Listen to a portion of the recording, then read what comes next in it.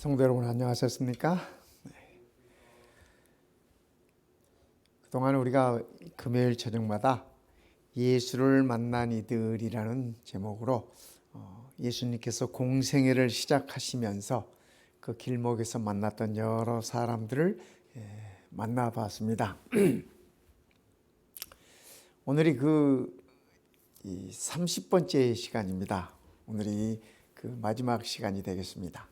그래서 예수님께서 공생애를 다 마치시고 또 십자가의 구속을 다 마치신 다음에 우리들에게 떠나기 전에 마지막 말씀을 남겨주시고 떠나셨습니다. 오늘은 그 말씀을 우리가 함께 살펴보도록 그렇게 하겠습니다. 누가복음을 기록한 사람이 누가입니다. 그런데 이 누가는 누가복음을 적으면서 예수님의 공생애부터 시작해서 그분이 승천하실 때까지의 기록을 누가복음에 남기셨습니다. 그런가 하면은 이 사도행전은 역시 누가가 기록했습니다. 그래서 사도행전의 내용은 예수님의 승천부터 시작해서 그분의 재림을 기다리는 자들에게까지 이렇게 그 기록을 담고 있습니다. 누가의 성경을 이렇게 살펴보면 특징적인 것이 하나 있습니다. 누가복음은 그 예수님의 기도하는 모습에 이렇게 이 초점을 맞추고 있습니다. 우리가 공관복음 가운데 마태복음이나 마가복음 이렇게 살펴보면은 그닥 제자들도 그렇고 뭐 예수님도 그렇고 이렇게 기도하는 모습이 많이 표현되지 않았습니다. 심지어는 마태복음에는 예수님께서 너희는 이렇게 기도하라라고 가르쳐 주셨음에도 불구하고 제자들이 기도했다는 기록이 없습니다. 그런데 이 누가복음 시작부터 끝까지 예수님의 기도의 삶에 관해서, 기도의 사역에 관해서, 또 기도의 가르침에 대해서 이 누가복음 다 언급을 하고 있습니다. 그래서 여러분들께서 성경에서 기도에 대한 비유가 어디 있더라 생각하시면 무조건 누가복음으로 가시면 됩니다. 그러면 그 누가복음 안에 다 있습니다. 비유로 뭐 예수님의 가르침 가운데 이 모든 것들이 기도에 대한 가르침은 누가복음에 있는 것을 알 수 있습니다. 그래서 그런지 사도행전을 딱 열면은 제자들의 모습이 사복음서에서 보이던 모습과는 완전히 다릅니다. 제자들이 모이면 기도하고 찬양하고 기도하고 찬양하고, 누가는 제자들의 그 변화된 모습을 사도행전에서 그렇게 묘사하고 있습니다.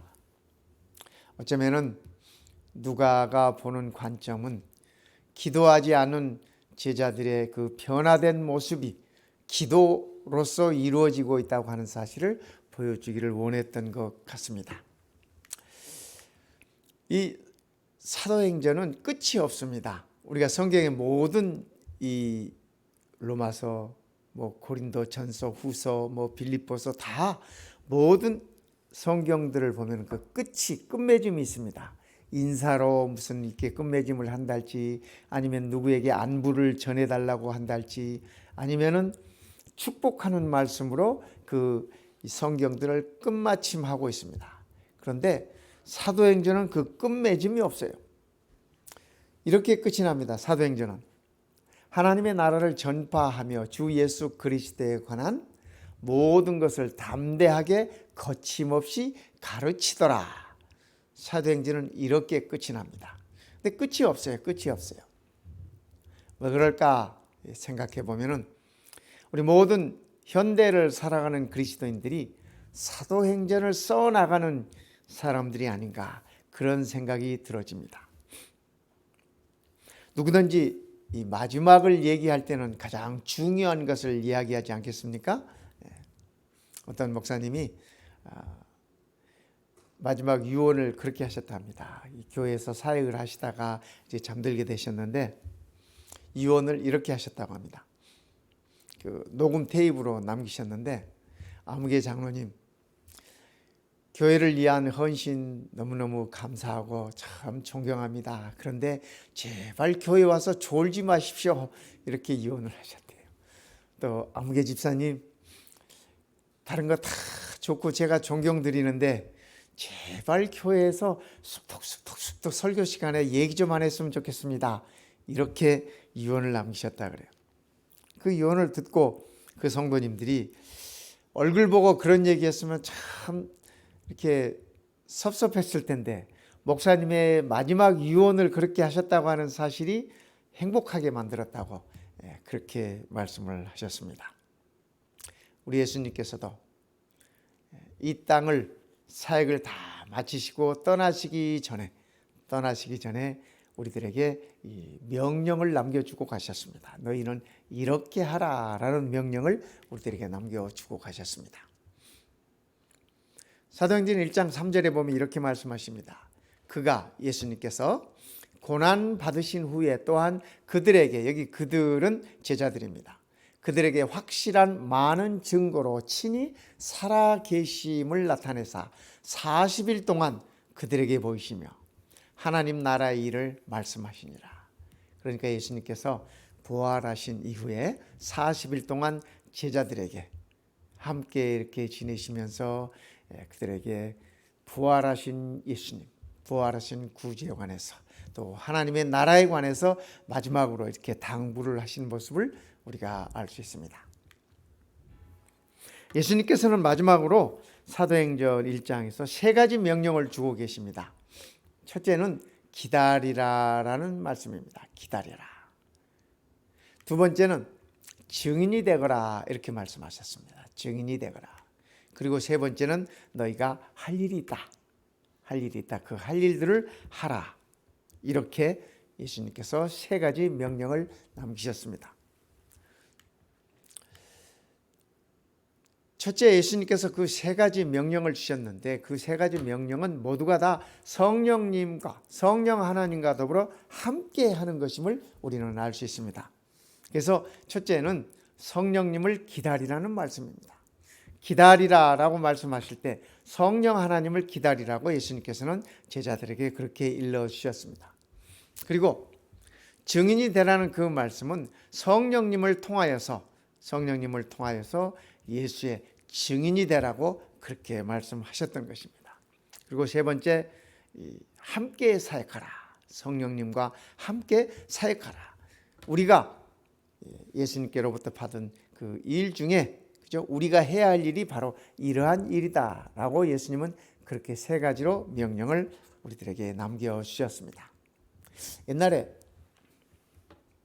이 임금님의 명을 우리가 어명이라고 하지 않았습니까? 어명. 그래서 그 어명을 전하는 사람이 어명이요 하고 외치면은 만 백성들이 다 머리를 조아리고 임금님의 그 명령을 이렇게 받들었습니다. 저는 예수님께서 이 땅에서 마지막으로 남겨주신 세 가지 그 명령이 온 우주의 왕이신 우리 예수님의 어명이지 않는가 그렇게 생각을 해봅니다. 그렇다면 우리가 예수님의 그 명령을 어명을 받들듯이 그렇게 받들어야 할 것입니다. 첫째는 예수님께서 약속하신 것을 기다려라 이렇게 말씀하셨습니다. 기다려라. 우리가 성경을 볼 것 같으면 기다리지 못해서 실패한 수많은 우리 믿음의 선조들을 볼 수 있습니다. 아브라함도 그렇고 야곱도 그렇고 모두가 다 하나님 앞에서 기다리지 못했기 때문에 그들이 어려움을 겪고 또 그들이 가야 할 길을 멀리 돌아가고 그러한 모습들을 우리가 볼 수 있습니다. 약속하신 것을 기다려 사도와 함께 모이사 그들에게 분부하여 이르시되 예수님께서 예루살렘을 떠나지 말고 내게서 들은 바 아버지께서 약속하신 것을 기다려라. 아버지께서 약속하신 것, 예수님께서 일러주신 것, 그것은 곧 성령 하나님을 기다리는 것이었습니다. 그래서 제자들에게 약속하신 것을 받기까지 예루살렘에 머물면서 예루살렘을 떠나지 말고 그것을 기다리다라고 예수님께서는 그렇게 말씀하셨습니다. 그래서 제자들은 이렇게 했습니다. 그들이 들어가 요한은 다락방으로 올라가니 베드로, 요한, 야고보, 안드레, 빌립 도마와 바돌로메, 마테와 및 알페오의 아들 야고보, 셀롯인 시몬, 야고보의 아들 유다가 다 거기 있어. 한 유다가 빠졌죠. 네.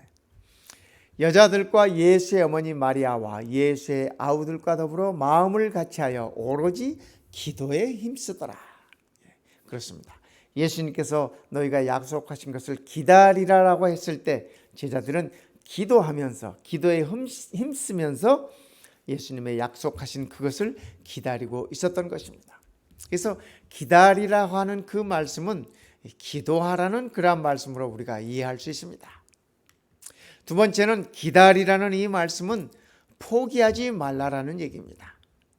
성령이 임하실 때까지 포기하지 말고 계속 기도하라고 하는 가르침을 우리들에게 일러주고 있는 것입니다. 이런 책이 있어요. 13살 키라라고 하는 책인데 제가 보니까 한 20분 정도 이렇게 들고 있으면 다 볼 수 있는 그런 짧은 책입니다. 짧은 책인데 이 책 안에 그런 얘기가 있더라고요. 우리 마음속에, 물론 이게 아이들을 위한 책이에요. 우리의 마음속에 두 존재가 있다. 두 존재가 있는데 이 방해꾼은 우리 안에서 그렇게 얘기한다는 것입니다. 포기해. 응? 의미 없는 일이야. 그거 해봐야 헛일이야. 그래서 일찌감치 포기해. 이런 우리 마음속에서 이렇게 방해하는 방해꾼이 있는가 하면은 또 우리 마음속에서 우리를 도와주는 도움꾼이 있답니다. 포기하면 절대 안 돼. 포기하면 절대 안 돼라고 일러주는 이러한 이 도움꾼이 있다는 것입니다. 우리 안에, 그죠? 사도 바울도 그런 얘기를 했습니다. 이렇게 죄의 아들, 하나님의 아들, 사망의 아들, 생명의 아들, 육신의 아들, 영의 아들, 뭐 이런 표현들을 했습니다. 근데 어쩌면은 이 아이들 책에서 말하는 그 두 존재가 우리 모두에게 함께 있는 그러한 두 존재가 아닌가 그런 생각을 가져봤습니다. 이스라엘 백성들이 여리고성을 무리친 다음에 여리고성에서 큰 승리를 났지 않습니까? 여리고성에서 큰 승리를 했는데 그 다음 전쟁에서 패했습니다. 그 다음 전쟁은 아이성이라고 하는 조그만 성인데 뭐 군대 다 보낼 필요 없지 한 2-3천 명 정도만 보내도 이 싸움은 우리가 능히 이길 수 있겠습니다라고 이 정탐꾼들이 얘기를 했어요. 그래서 정말 작은 숫자를 이렇게 보냈는데 그 싸움에서 완전히 패배를 합니다. 그 막강한 성 여리고를 함락시켰던 이 이스라엘 군대가 아주 작은 보잘것없는 아이성을 치는 데 있어서는 실패합니다. 그리고 그 전쟁에서 이스라엘 군인 36명이 죽습니다. 그래서 이스라엘 진영의 전 진영에 슬픔이 가득하고 이 군인들의 사기가 완전히 바닥을 쳤습니다. 그때 하나님께서 여호수아에게 주신 말씀이 바로 이 말씀입니다. 너는 일어나서 백성을 성결케 하여 이르기를 너희는 스스로 성결케 하여 내일을 기다리라. 하나님께서 이 백성들을 거룩하게 하시고 이 백성들을 거룩하게 하신 다음에 내일 역사하시겠다는 말씀이셨습니다. 그래서 그날 그 전쟁이 패한 그날 제비를 뽑아서 아간을 이렇게 추려내고 아간의 그 모든 행적들 그가 하나님 앞에서 잘못한 것들을 다 드러나게 하시고 하나님께서 아간에게 이 형벌을 내리십니다. 사기가 떨어져 있는 모든 이스라엘 군인들을 향해서 여호사를 향해서 하나님께서 주신 말씀이 이 말씀입니다. 스스로 성결케 하여 내일을 기다리라. 그래서 하나님의 백성에게 있어서는 이 내일을 기다리는 것, 이것은 소망입니다. 제자들이 다락방에서 기도하면서 하나님의 약속하신 것을 기다린 그것은 성령을 통하여서 새로운 역사를 펼쳐갈 내일을 향한 말씀이셨던 것을 우리는 압니다. 예수님께서 말씀하셨습니다. 오직 성령이 너희에게 임하시면 너희가 권능을 받고 예루살렘과 온 유대와 사마리아와 땅 끝까지 이르러 내 증인이 되리라 하시니라. 네. 성령이 임하시면 성령의 권능도 함께 임하신다고 말씀하십니다. 우리는 베드로와 요한이 성전 문 앞에서 안전뱅이를 보고 내가 금과 은은 없지만은 예수의 이름으로, 나사렛 예수의 이름으로 너에게 명하노니 일어나라 라고 신유의 은사를 보여줍니다. 베드로가 은과 금은 없었지만 그전에는 은과 금을 오히려 쫓아갔지만 지금은 이제 성령으로 성령의 권능을 힘입어서 오히려 힘있는 말씀으로 대하는 것을 우리가 보는 것입니다. 뿐만 아니라 늘 겁에 질려서 뒷걸음치던 베드로, 요한, 이제는 당당하게 관원들과 제사장들 앞에서 너희들의 말을 듣는 것보다 하나님의 말을 듣는 것이 더 중요하다고 하는 사실을 담대하게 외치는 모습을 우리는 보는 것입니다. 베드로가 변화되었습니다. 요한도 바뀌었습니다. 예수님의 십자가 사건을 통해서, 그리고 예수님의 부활하신 그 모습을 만남을 통해서 그들은 완전히 변화된 자들로 다시 서는 것을 우리는 보는 것입니다. 성령이 충만함으로 증인이 되어라. 오늘 우리도 같은 명령을 받들어야 할 것입니다. 우리 예수님께서 마지막으로 우리에게 주시는 명령 중 하나가 성령 충만함으로 증인이 되거라라는 말씀입니다. 그래서 우리는 이 땅에서 사는 날 동안, 내가 있는 곳에서 내가 사는 날 동안 예수의 증인이 되어야 할 것입니다. 여기 이 증인이라는 말은 이 말투스라는 그런 헬라 말인데 이 죽기까지 그런 말입니다. 순교자라는 말이 우리 그 말투라고 하지 않습니까? 그래서 그 말에서 비롯된 것입니다. 그래서 증인이 되되 죽기까지 충성스럽게 증인이다라는 그 말씀인 것을 우리는 여기서 이해할 수 있습니다. 디모데후서 4장에는 이렇게 말씀하십니다. 하나님 앞과 살아있는 자와 죽은 자를 심판하실 그리스도 예수 앞에서 그가 나타나실 것과 예수님께서 다시 오실 것과 그의 나라를 두고 엄히 명하노니, 명령이에요. 그렇지 않습니까? 엄하게 명하노니, 이 어명입니다. 어명. 너는 말씀을 전파하라. 증인이 되라는 말씀이에요. 그렇지 않습니까? 때를 얻든지 못 얻든지 항상 힘쓰라. 범사에 오래 참음과 가르침으로 경책하며 경계하며 구원하라. 증인이 됨에 있어서는 오래 참음이 필요합니다. 인내가 필요합니다. 가르침으로 경책하며 경계하며 구원하라고 그렇게 말씀하십니다. 우리는 가끔 증인이 되기 전에 이 관상을 보는 경우가 있습니다. 저도 이 목회 초년병 때 그랬습니다. 이렇게 얼굴을 보고 저분은 좀 말씀을 쉽게 받아들일 분 같구나 하면 이렇게 접근하고, 왠지 저분은 좀 접근하기가 어렵고 이렇게 무섭고 뭐 그런 사람은 복음도 받아들일 것 같지 않고, 그래서 그런 분들에게 주저하고 이렇게 했었습니다. 그런데 그게 다 다르더라고요. 하나님의 복음이 심어지는 데는 전혀 받아들일 것 같지 않던 사람이 복음을 받아들이고, 복음을 잘 받아들일 것 같은 분이 그저 유들유들하면서 받아들이지 않는 모습을 봐요. 그래서 역시 복음은 성령 하나님의 능력으로 심어지는 것인가, 그런 생각을 해봤습니다. 우리 주님께서 말씀하십니다. 엄히 명하노니 너는 말씀을 전파하라. 때를 얻든지 못 얻든지 항상 힘쓰라. 성도 여러분, 우리가 때를 얻든지 못 얻든지 기회가 있든지 없든지 항상 말씀을 나누기 위해서 우리가 노력하십시다. 항상 범사에 힘쓰십시다. 뿌리는 것은 저희들이지만 거두시는 것은 하나님이신 것을 우리는 압니다. 저는 가끔 성경을 한 6개월 정도 가르쳤음에도 불구하고 이 결심을 안 하고 이렇게 침례도 안 받고 그러는 분들을 봤습니다. 그런데 한 2년쯤 지난 다음에 전화가 와요.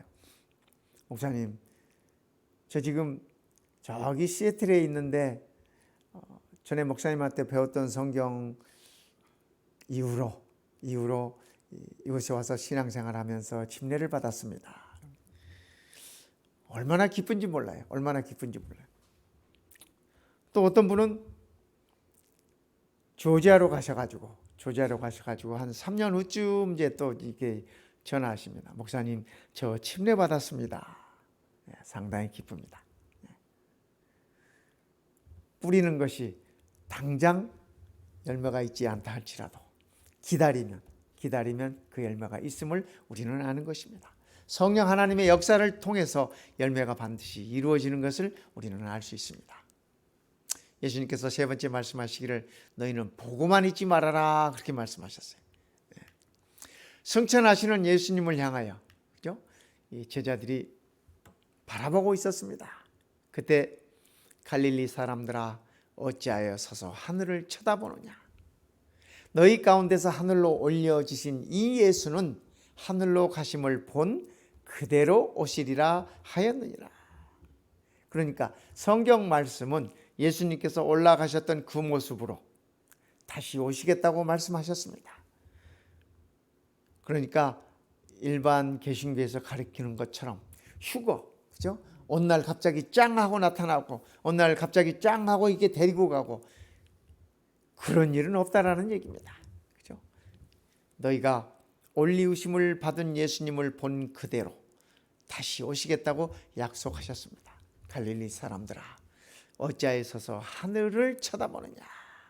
보고만 있지 말라는 말씀으로 저는 이해를 해봤습니다.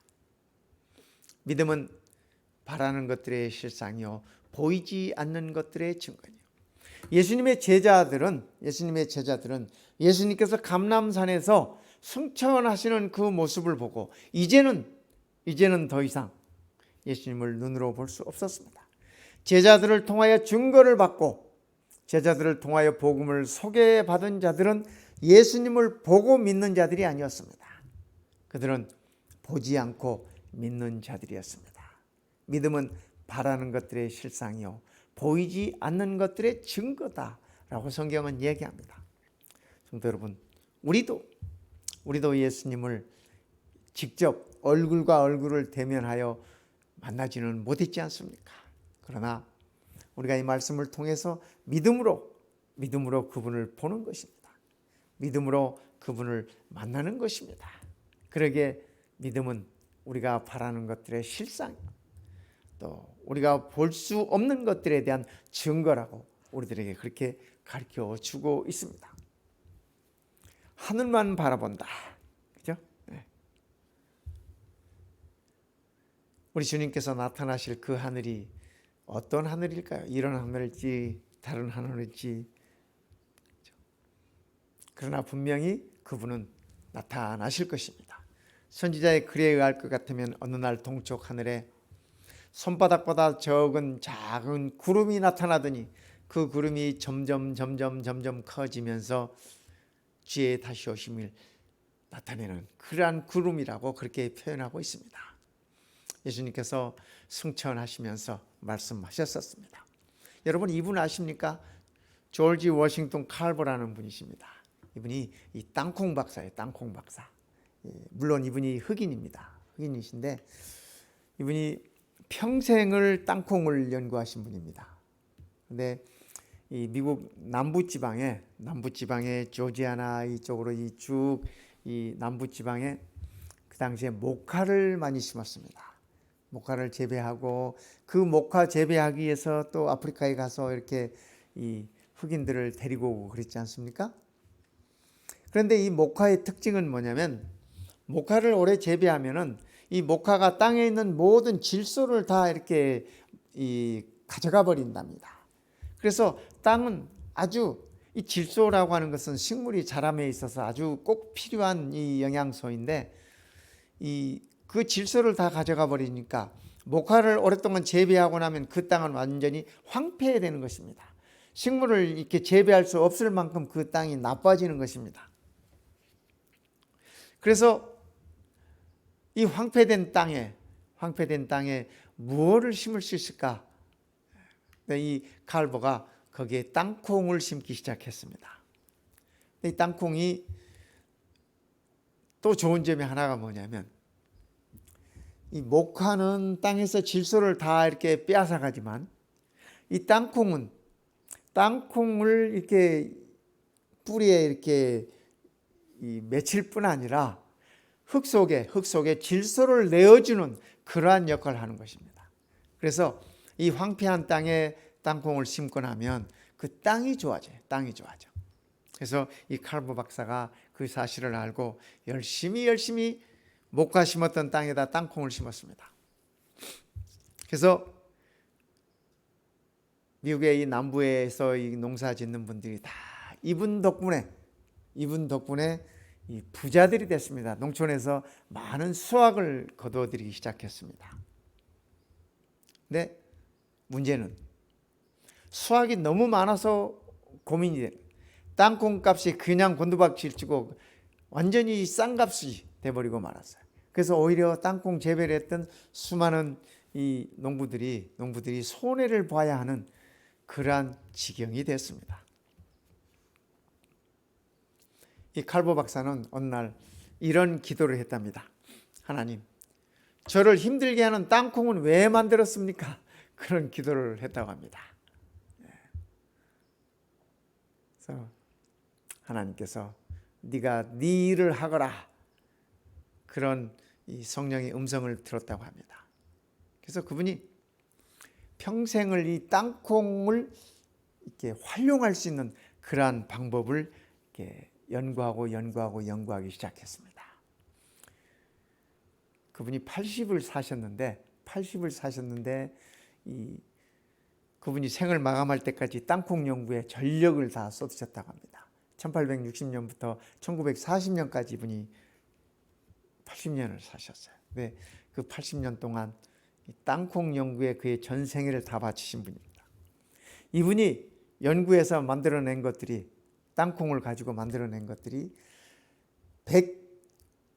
105가지에 이르는 땅콩 식용품을 개발했다고 합니다. 그러니까 무슨 뭐 땅콩 잼이랄지 땅콩 버터랄지 뭐 땅콩 밀크랄지 뭐 온갖 것들을, 그런 이 땅콩으로 만들 수 있는 여러 가지 그 식품들을 그가 개발했다고 합니다. 그러니까 요즘 우리가 먹는 무슨 땅콩 버터니 뭐 이런 거 다 그때 개발된 것이라고 합니다. 그다음에 땅콩으로 약 200여 가지의 그 식용품들을 만들었다고 합니다. 심지어는 땅콩으로 구두약까지 만들어서 이렇게 팔 수 있도록 그렇게 했다고 합니다. 그래서 이 땅콩은 지금까지도 수익이 좋은 농산품으로 남아 있다고 합니다. 이분 덕분에 이분이 자기가 할 수 있는 일에 최선을 다했기에 이런 결과가 이르러 왔습니다. 예수님께서 우리들에게 명령하세요. 세 가지 명령을 주셨어요. 우리는 그 명령을 통해서 이 최선을 다해야 할 것입니다. 여러분, 이분이 누군지 아시죠? 우리 한국 사람들이 다 자랑스럽게 여기는 분이십니다. 이분이 한 번은 인터뷰에서 이런 말을 하는 것을 보았습니다. 전에는 시합을 하고 나면 하루 이틀을 푹 피곤하니까. 그런데 그것이 체력을 유지하는 데 큰 도움을 준다고 생각했었습니다. 그런데 그것이 제 몸에 별로 좋지 않다는 것을 알았습니다. 그래서 시합을 하고 와서 피곤하더라도 매일 단련하고 훈련하는 일을 쉬지 않습니다. 그렇게 말하고 있습니다. 근육이란 늘 무리하지 않는 선에서 항상 긴장을 유지해야 합니다.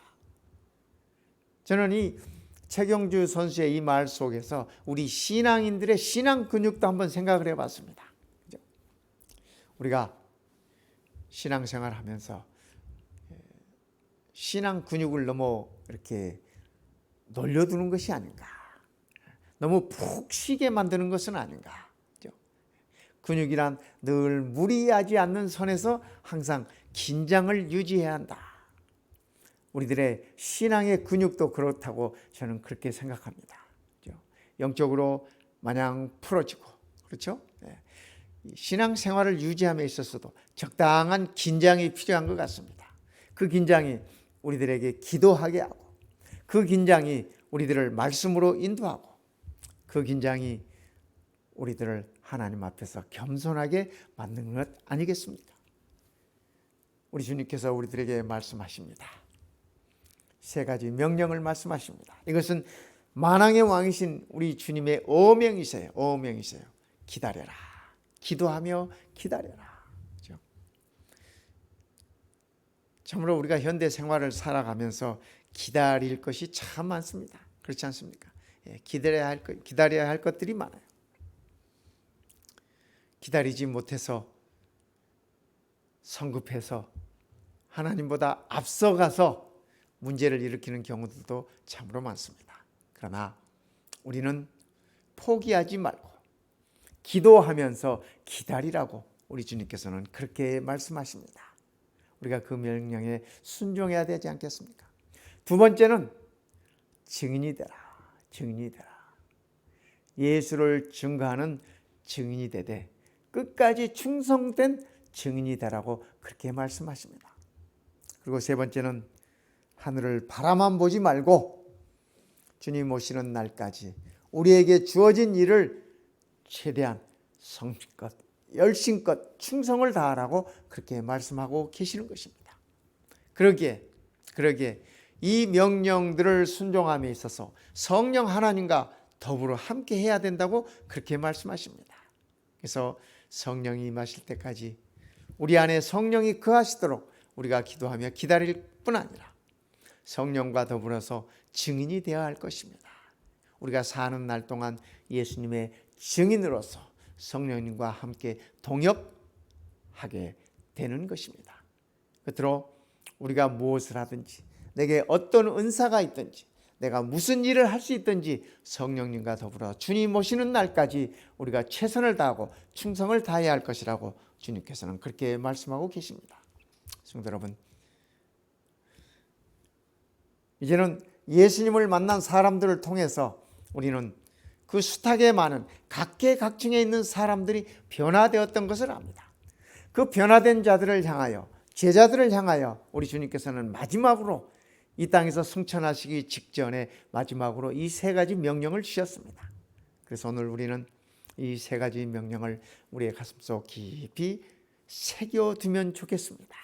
그래서 주님을 기다리며 기도하며 포기하지 말고 성령님의 역사를 통해서 끝까지 주님을 나타낼 수 있는 증인이 되고 주님 오시는 날까지 우리에게 주어진 일에 최선을 다하는 그러한 주의 자녀들이 되어야 할 것입니다.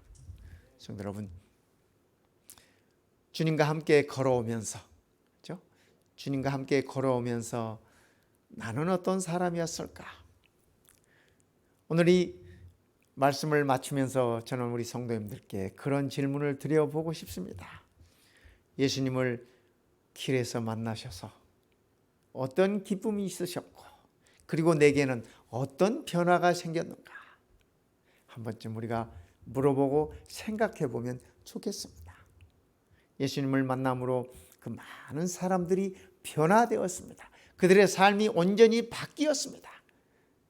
그들의 전혀 다른 세상을 살게 되었습니다. 오늘 우리도 이러한 기쁨이 있었으면 좋겠습니다.